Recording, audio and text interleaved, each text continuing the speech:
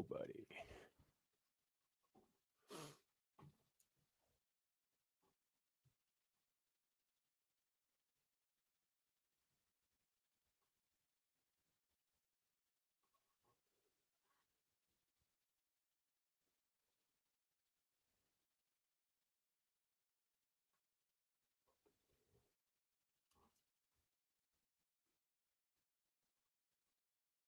You want to see secrets? Yeah.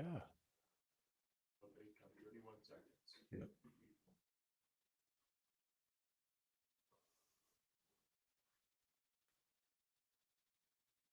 Comments. 3.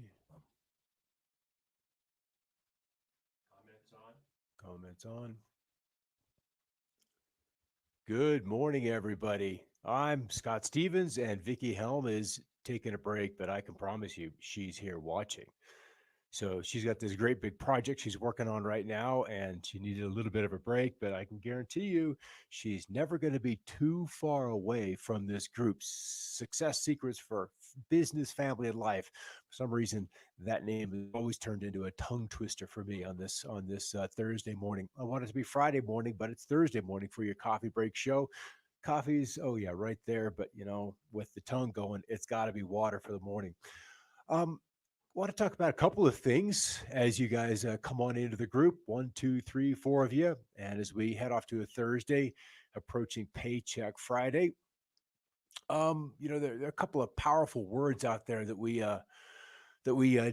deal with. We kind of create our future around two words, and that's what if, or but what if. There's a couple of ways we can look at that. What if? Good morning, Don. I see you over there. Hello.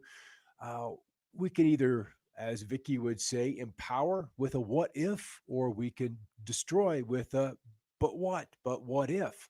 So there's two things to kind of look at through your day. How many encounters with situations do you empower yourself with a what if? What if we did this? What if we created that? What if?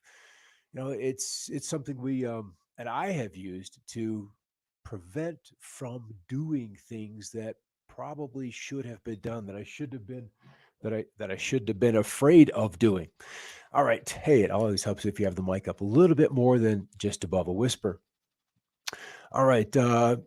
Let's look at some of the stories today. I had a came across this kind of fascinating thing on Twitter. Should we be, you know, what do we think about this COVID lockdown? Where are you guys on that? Is it time for us to kind of come out of our holes and be brave and go into the world with appropriate gear? Or should we stay, kind of hold up until this whole thing blows over? And then that begs the question of how long will that take? Good morning, Risa. And the mysterious Facebook user, as we have to say, we have to give StreamYard permission to see your name so we can address you by your name. So is it time to stay in? And as we here at Metadime watch this pandemic unfold, there were, how do you say it kindly, horrific pictures and videos coming out of China, out of Wuhan in particular. And so you're like, okay, we have to lock down. And then the methods the Chinese used to control the thread were authoritarian, being kindly. It was on the intense side. And so you would have to agree that you got to stay out of the way of this virus. But there's probably variables that were in play in Wuhan versus what's happening here in the States. It seems that those metro areas, those locations where the population density is the greatest, there is the greatest risk for those clusters to blow up. I agree, Risa. We're being cautious, absolutely being cautious, uh, and so I'm just kind of wondering where to go. And so, how does political correctness throw into this? And I'm going to pop over here to this curious little story. And I'm going to throw this up full screen because it was kind of interesting. Caribou coffee. Have you heard of them? They have these little sleeves that go around these hot coffee mugs. So every fourth one of these has the saying, fight the urge to remain indoors. And they're literally tossing these little sleeves. Is that going too far? Do we not have enough common sense to see beyond this kind of thing? I mean, is that too much? I mean, it's kind of cute, fight the urge to stay indoors. That could be kind of a cool memento from this spring, summer, winter of 2020, where we all got a pause. We all took a break. The virus said, time out, guys. Simply time out, time to stay at home a little bit and reevaluate your life. But is tossing every fourth one of these little sleeves, going a little too far? Ah, Ryan McShane, I see you. Good morning, Ryan. It just wouldn't be a coffee break show without your presence. So we're all being a little bit cautious with re-emerging into society. There's another story that I found a little bit interesting, and this one we'll skip that one. We'll come back to this. Is that there are two studies that are showing that are offering some of the first scientific evidence that surviving COVID-19 might actually result in immunity, and this is in the case of monkeys. So we have to see if that particular primate study has a correlation and has the ability to translate back over to humanity, because we're not identicals. Our genomes are not interchangeable, if you will. But it is a little bit of a hope that if you get this virus, and as we talked about the other day in Smart Perspectives, that you might have an aspect of immunity going forward. So if this virus could become like a chickenpox situation or a measles situation, where once you have it, you've got the immunity for the rest of your life. It would be nice if it's for the rest of your life, but that is something our timeline and our experience with this virus is so short that it would be really tough to make that wholesale application to the whole broad population. Then the other aspect is dealing with mutations, and all viruses tend to mutate. And if it is, and there is significant evidence that it is a mutated virus, then is it going to mutate backwards to its original case, or its original status, which is probably a bat virus? And then that would mean that it's likely going to get weaker and weaker and weaker as we move through the timeline. There were some other stories about that immunity, uh, and it was finally proofs for reinfection. Yeah, that was Eric, who has been literally kind of a heralding of great stories, of great news. Eric was a good person to have followed on Twitter at the very beginning of this story, and he sounded the alarm long ahead of many other doctors in the community. And with that, he brought a sense of authority and knowledge of virology to this topic that we were all a little bit concerned about. In fact, if not just afraid of. I mean, look at the toilet paper runs, thinking that was going to save people without getting into food. But Eric was one of the first ones to ring the bell, and he garnered himself quite a bit of attention on the talking shows on the CNBCs, the CNN, and so forth. He also got a little flack. He absolutely got a little flack for being a little bit of alarmist, and he wasn't wrong. He wasn't wrong in going down that road. So yeah, two strains, Robin. That's kind of what it looks like. Even between the east and west coasts of the United States, it appeared that there were two strains, and one on the East Coast more virulent than the one on the West Coast, even though the one on the West Coast probably showed up first in Washington State. And then Seattle was very, very quick at jumping on that and locking down the nursing homes in those places where we have a weakened population, and they were able to firewall that fairly well, and fairly aggressive lockdown measures too. So the question is, when is it time to come out? Just simply, when's it time to come out from this event? And then this story, this guy's selfie blew up over the last day. This guy picked up COVID in early March down in Florida at a big gathering. And there were probably 55, 60 people I saw on the BuzzFeed article that got COVID from that gathering of people. They kind of came from all over the world down to the winter party down in Florida. This guy got sick, and he was intubated after about 3 days and was knocked out. And he woke up when he woke up, and in the process of recovering, he asked, how long have I been out? And he had figured it was about a week, but ultimately he had been out for 6 weeks. 6 weeks before he regained consciousness. So that's kind of how out of it you are, and you could see how he wasted away. He said even picking up his phone was just such an effort because the phone was so heavy, and you could see before he was kind of a muscle guy, so kind of intense in that regard. So we, here in Colorado, we're on the rural side, and if being outdoors is not a bad thing, if the natural air and the sunshine is an antiseptic, and we're able to be outside, then maybe we need to be able to have access to the outdoors, probably and partially just simply for our own mental health. That if we can get out and maintain a little bit of a semblance and have that reconnection with the outdoors as we move into May and summer, then that's not going to be a bad thing. Um, so yeah, Risa, you saw that photo. That was kind of intense. And so I don't want to go through that. I don't want to go through that kind of thing where somebody locally had even said it felt like there was Chernobyl in their lungs, and that's more than any of us ever want to have to willingly go through.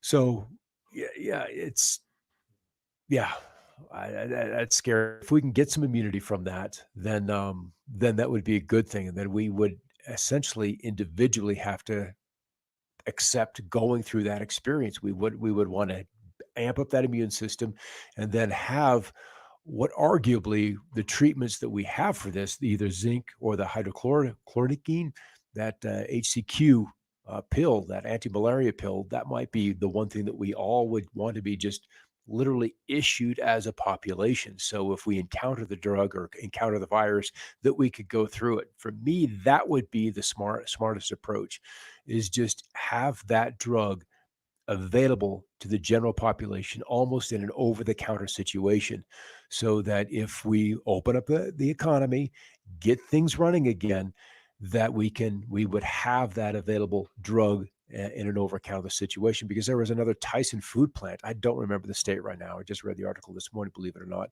where there are 540 people infected in this chicken plant all of a sudden, in that immediate need, or in that situation where there's close quarters. It's damp, it's wet, it's not cold, but it's just so, it's such a wet environment that you need to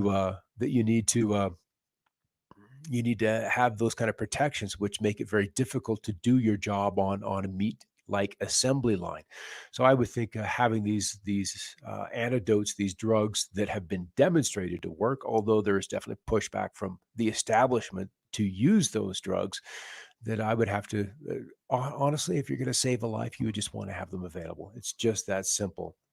I kind of agreed on. There's another agenda going on, and since there is, how do you say this kindly, a need to bring the population down, or a perceived need to bring the population down. And because this has been a planned event, or they have planned for such events, let's put it that way, to dance around the accusational part of it, that if they needed to bring the population down for a false flag event, for because Social Security, and it's the same in China, where they just have too many people to where the economy cannot support, that you would need to bring the population back a bit. Even Bill Gates saying, adamantly, that we needed to bring this down, and depopulation has been on that Bilderberg, on that Atlanta Council, on that CFR agenda for such a long time, that you would want to have this pandemic do as much of your work, of your agenda, before you would roll out the cure. Even if it's the cure, it's the same with cancer. We've had cures, or the potential of cures, but they tend to get sidelined because there's such an industry that has been put up, propped up, promulgated, to keep the industry of sickness in place. So I think there's definitely something else going on out there. Yeah, my lifestyle hasn't changed a whole lot except for art shows and traveling to these shows. I'm a homebody. I agree, Risa. We're kind of in the same situation here, being remote. But what we have done is we stocked up in January and February. There was definitely an effort to prepare the household, so we didn't have to do frequent trips to the store, to reduce our interaction with the outside world, if you will. Yeah, Robin, I'm sure there's something else going on here, but we just have to use our best judgment and discernment moving forward. As a healthcare provider, it's tough for me to see the politicalization of the issue. I agree. You would think that those in those positions of authority would simply be there for the betterment of humanity, that that Hippocratic oath would supersede all else, kind of like the Constitution, to protect the nation from threats, foreign and domestic, would be further at play rather than ceding the betterment of humanity and the betterment of the republic, the betterment of your patient for outside agendas. And I think we can all agree that there's been some other things at play. Gardening, yes, Risa, that's one of the issues we're dealing with here. There's just not enough time. We had a frost last night, believe it or not, here in the mountains of southern Colorado, 29.7 degrees. So it rounds up to 30. But that's cold enough that all we had up was little spinach seedlings. That was the greatest thing that we had at risk here at this party, though I know there was other folks who had other things out. But what are we, 2021 May? And that seems to be a little late, but not abnormally late to have a frost here because of that big storm that's turning over the middle part of the country, is dragging around a whole lot of cold air. Yeah, Robin, garden in every usable space. I think that's where this is going.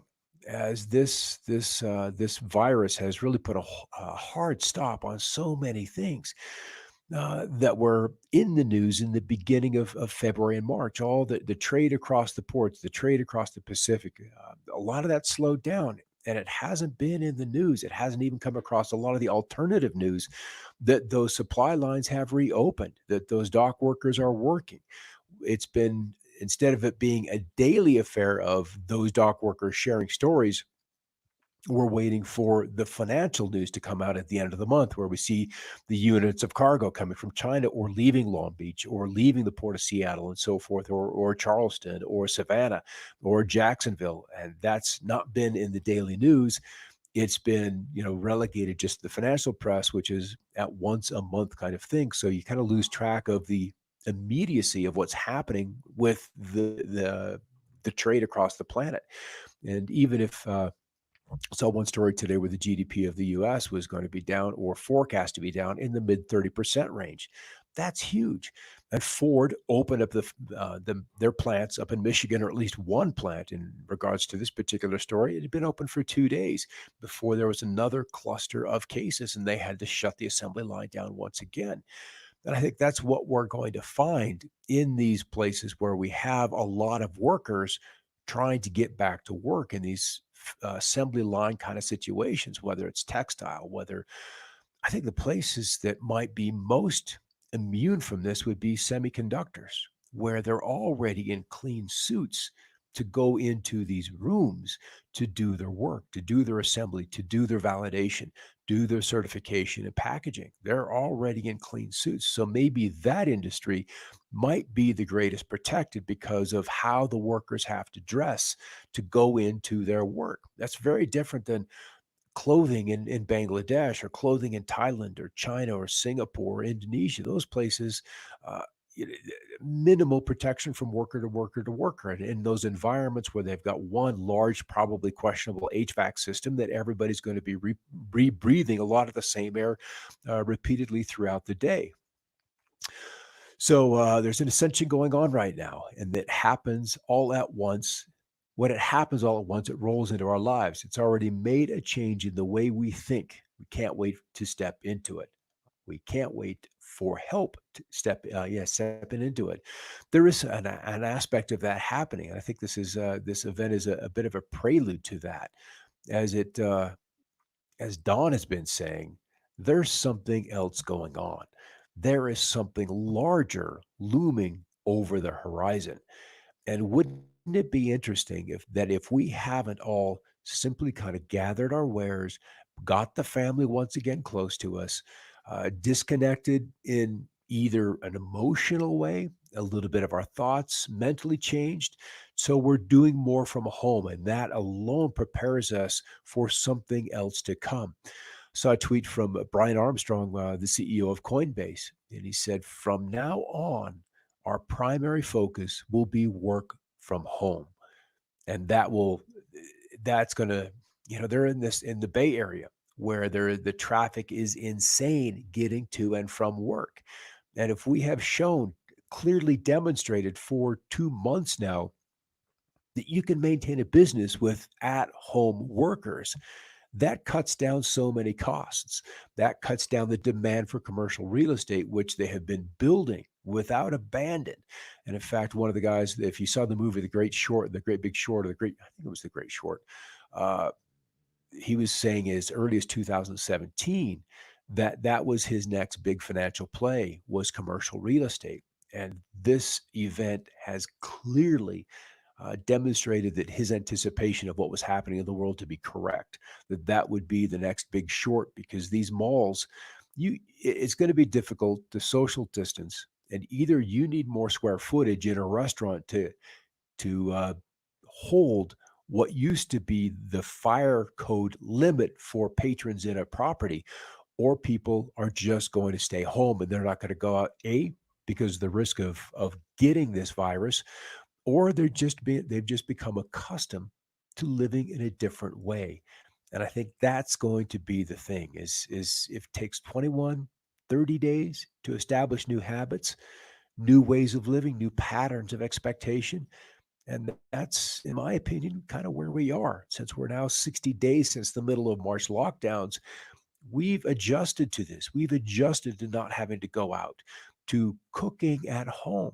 I know somebody who's a family that they do it all the time now, whereas before they would eat out regularly. And once you have these skills, once you have these talents, and you're clearly saving money by eating at home, it's going to be tough to let go and spend $100 on a meal or $80 on a meal once you had dinner, drinks, and a tip. And I've even seen some receipts now where there's a COVID surcharge, and there was one in Florida where it was greater than 30% the tab. And if that is added to the tab, even fewer people will be able to afford to eat out. So that's kind of a different aspect of going to this, as to really how deep, literally how deep this event has changed our way of living. So we rediscover routines, says Robbins, and choices that we want to make from a place of intention, creating that from a place of intention and also revision. We've been forced into revision, simply forced into revising how we live, even with a solution. If it's an over the counter, I don't think there'll ever be a vaccine for this. I really, really don't. They're going to try, and they're going to watch some clusters of people. I know there was one small group of 8 healthy young people that endured the vaccine, but since this virus is such a long time in incubation before it pops out, either days or eventually weeks, that I don't know whether they can roll out a vaccine that works for 8 individuals, teenagers or the guy or people in their 20s, whether that's even applicable to the broad demographic of the population. I just don't think that's even possible. I'd rather eat at home. I'm yes and no. I enjoy the ability to go out and kind of socialize. That's just a little bit of me in there. The ability to kind of get out of the house, since you work at home. Then it is nice to get a little reprieve and go out and socialize a little bit. For those who are out all day, you either want to grab that meal and go home and then hibernate until you got to go to work tomorrow, or you revise and you generate new patterns. It's amazing how we adjust. Thankfully, we're able to adjust as quickly as we allow ourselves to. It's interesting. We can throw that to, say, a canary, a bird in a cage. You can open the cage, but then does the bird fly away? Is it too comfortable and its imprisonment to even then want to leave? That pattern is set, and those are all things in your neural system. The neuroplasticity. Do we want to change how we think? And so the bird is comfortable in its cage. The new normal, best way to accept it, enjoy it, and stop complaining about it. Yeah, because we can't necessarily change it.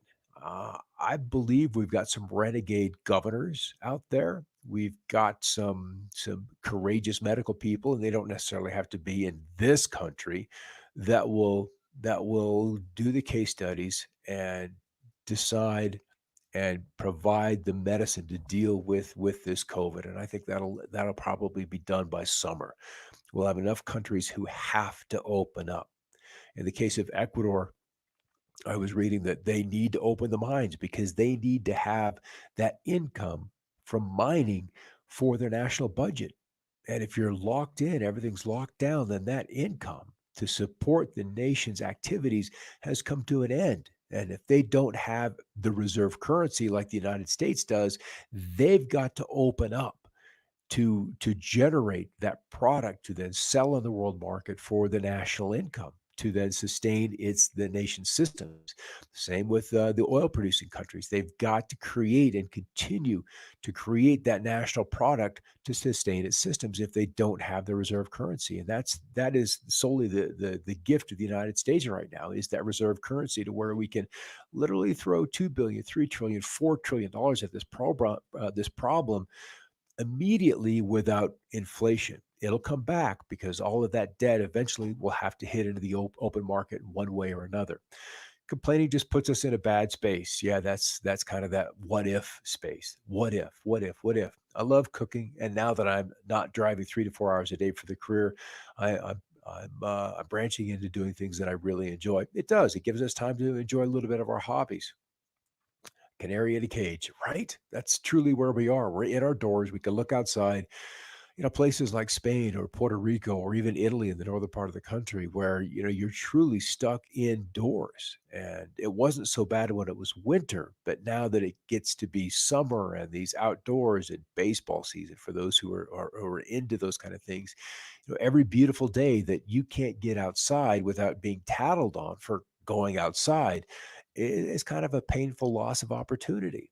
And because being outdoors is simply so good for you, it hurts. It hurts to let go of that. You don't want to let go of that. I tend to be a loner, and this is exaggerating that. Yeah, it's truly a mixed blessing. Yeah, I just yeah, going to the store and having to gear up, that's a little pain in the butt, but it is what it is because I don't want to look like that dude over there with the tube into his stomach and losing 50 pounds. And I certainly don't have that kind of muscle mass to lose. So we have to protect ourselves one way or another. Uh, Karen, Robin, your career change was perfectly timed. Plus, you're an amazing cook. May I move in? Oh yeah, yeah. Robin's definitely good at that. Yep, this is going to unfold as we head into summer. If there is the impact of weather into it all, and I believe there is, I absolutely believe there is. Otherwise, 100 years ago, the medical community as a whole would not have moved their patients outdoors, whole wards outdoors, into the hospitals, opening the windows regardless of the weather to let the fresh air in. I think that's vitally important for our health, for our well-being, is to get outside. And because I keep wanting to say Friday, but it's not Friday, it's just Thursday, but that doesn't mean it isn't gorgeous. All right, guys. Let's let that be it for this version of the Coffee Break Show. What if this is divine intervention to reawaken us all into this dense reality? Yes, it is dawn. We're headed in the direction of chaos, and we're certainly in chaos as we speak, but now we get a breath. Where do we go as a human race? I have a feeling that that's going to be revealed in the very, very near future. All right, guys, have a great day. And hey, my coffee's no, it's not cold yet. If I drink it while I'm talking, my mouth gets all gummed up, and that's not a pretty sight. So we'll see you tomorrow on the Coffee Break Show. And Vickie Helm will be back on Monday, and she didn't pop in here. I'm a bit surprised. She's probably just lurking in the corner. I know Vickie. All right, guys, love y'all. Keep looking up. See you tomorrow.